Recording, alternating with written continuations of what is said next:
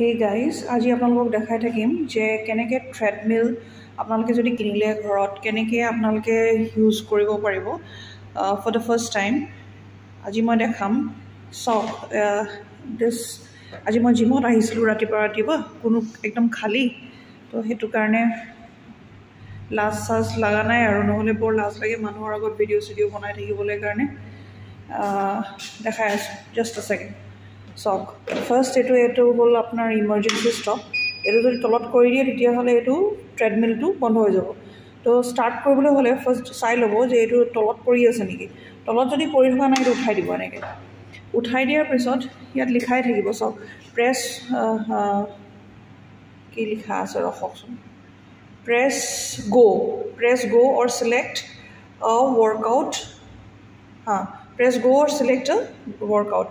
তো গ'টো দবাই দিব। এনেকৈ দবাই দিলে এইটো অলপ দেৰি পিছতে ইয়াত চলিয়ে গ'ল দেখিছে নাই এই যে চাওক এইটো শ্লাইড কৰিব ধৰিব।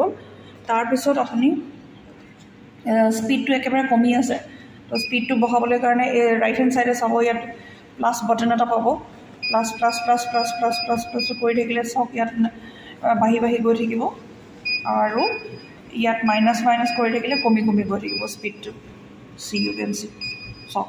তাৰপিছত আকৌ এই প্লাছ মোক ইমান লাহেকৈ নালাগে, মোৰ অকণমান পাৰোঁ আৰু দিয়কচোন অকণ স্পীডত লাগে।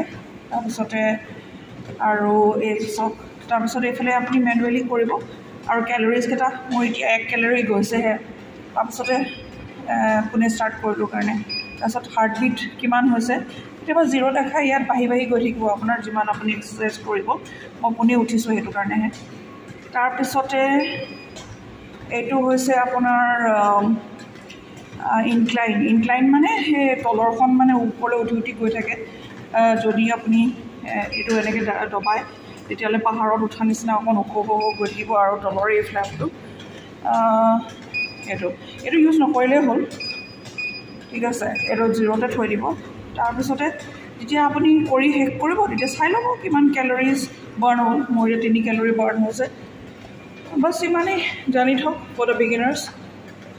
পিছত ময়ো শিকিম, আপোনালোককো শিকাম, ঠিক আছে। Thank U.